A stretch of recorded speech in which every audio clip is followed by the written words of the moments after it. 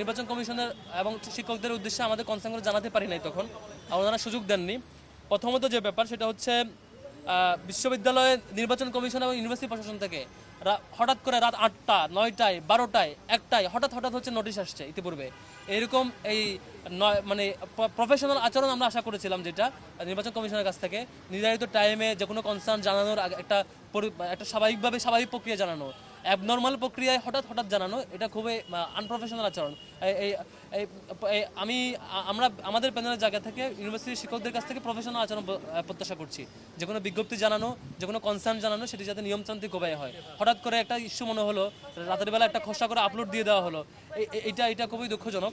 আরেকটা হচ্ছে আমরা লিখিত সেই অ্যাপ্লিকেশন জানাবো, যাতে করে ইন্ডিপেন্ডেন্ট পর্যবেক্ষক দেয় প্রত্যেকটি বুথে বা প্রত্যেকটা সেন্টারে নির্বাচনের জায়গাগুলোতে পর্যবেক্ষণ করার সুযোগ থাকে। একই সাথে সিসিটিভি ফুটেজ নিয়ে ইউনিভার্সিটিতে আমরা বহুবার কনসার্ন আসছে। কয়েকদিন আগেও যে কলাভবনের ডিন অফিসের সামনে থেকে হচ্ছে একটা কারো একজনের বাইক চুরি হয়েছে, বলে যে ফুটেজ সিসিটিভি ক্যামেরা তো নষ্ট, এই জায়গাটা আওতাধীন না। এমনিতে বলে সব পুরো এরিয়া ক্যামেরা আওতাধীন, আবার যখন কোনো ইনসিডেন্ট ঘটে বলে যে সেই সময়টা কভার হয় নাই, ক্যামেরার এই সমস্যা সে ধরনের কেস আসে।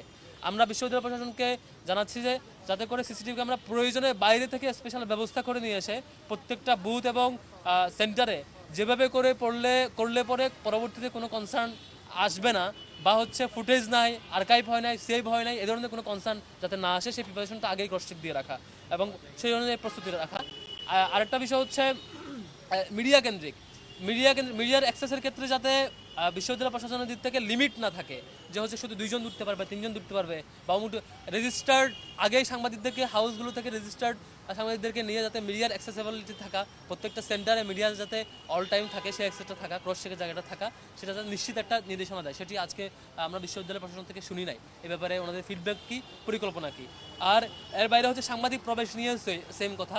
হাউসগুলো থেকে নির্দিষ্ট সংখ্যক সাংবাদিকের অনুমোদন সাপেক্ষে তাদের সেখানে অ্যাক্সেস থাকা এবং ফুটেজগুলো নেওয়ার ক্ষেত্রে সেই অ্যাক্সেস থাকা, সেই নিয়ম নীতিটা পাবলিশ করা এবং প্রয়োজনীয় কনসার্নগুলো নেওয়া। আরেকটা ব্যাপার হচ্ছে বিশ্ববিদ্যালয়ের শাটলগুলো এখন বন্ধ করে দেওয়া হয়েছে। নির্বাচনের সাথে শাটল গাড়ির কি সম্পর্ক আমি জানি না।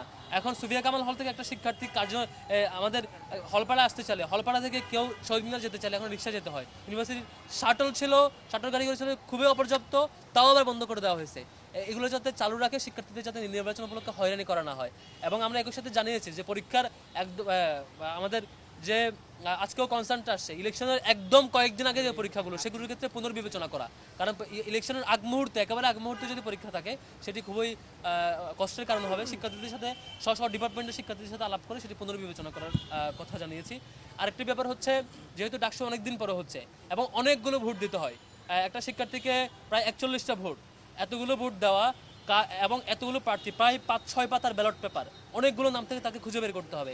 শিক্ষার্থীরা যেহেতু তার সেই জায়গায় কোন প্রার্থীকে পছন্দ করে ভোট দিবে খুঁজে বের করা এবং 41 জনের নাম মনে রাখা, খুঁজে বের করা, এটা খুবই ডিফিকাল্ট, যেহেতু অনেকগুলো পোস্ট অনেকজন ধরে। সেই ক্ষেত্রে দুটোর কোনো একটা প্রস্তাবনা আমরা বলেছিলাম, হয় প্রার্থীদের ছবি যাতে ব্যালট পেপারে থাকে, সেটি যদি কঠিন হয় তাহলে শিক্ষার্থীরা যাতে কোনো কাগজে করে বা কোনো ইয়াতে করে ব্যালট নাম্বার টুকে নিতে পারে, যাতে করে তার নিতে সহজ হয়। কারণ হচ্ছে বিশ্ববিদ্যালয় প্রশাসন যে পরিমাণ বুথ বসিয়েছে, সেই বুথে যদি লম্বা সময় নিয়ে একজন 10 মিনিট সময় নিয়ে আমাদের ভোটগুলো দেয়, তাহলে সব শিক্ষার্থীরা ভোট দিতে পারবে না। কারণ বুথের সংখ্যা খুবই লিমিটেড এবং হচ্ছে সেন্টারের সংখ্যা খুবই লিমিটেড। এই অল্প সংখ্যক সেন্টার এবং বুথে সকল শিক্ষার্থী বুথ কাজ করতে হলে এটা দ্রুত সময়ের মধ্যে করা দরকার। সেক্ষেত্রে হয় ছবি থাকলে সহজে বের করতে পারে, অথবা তারা যাতে ওই যে লিফলেট বা কোনো একটা কাগজে টুকে নিয়ে ব্যালট নাম্বার কোন পোস্টে তার পছন্দসই, সেই শিক্ষার্থী তার মতো করে টুকে নিবে। কোনো একটা অপশন, কোন নীতিমালা থাকলে তার জন্য শিক্ষার্থীর জন্য সহজ হয়, সময় ক্ষেপণ কম হয়, এটা একটা ফর্মুলা ওনারা বের করা, ছবি অথবা বিকল্প প্রস্তাবটি। আরেকটি হচ্ছে ভোট কেমন করে দেবে, যেহেতু অনেকগুলো ভোট, এখানে আগে ছিল ক্রস সিস্টেম দেওয়া, এবার কোন সিস্টেমে দেবে, ভোটের একটা ডেমো ভিডিও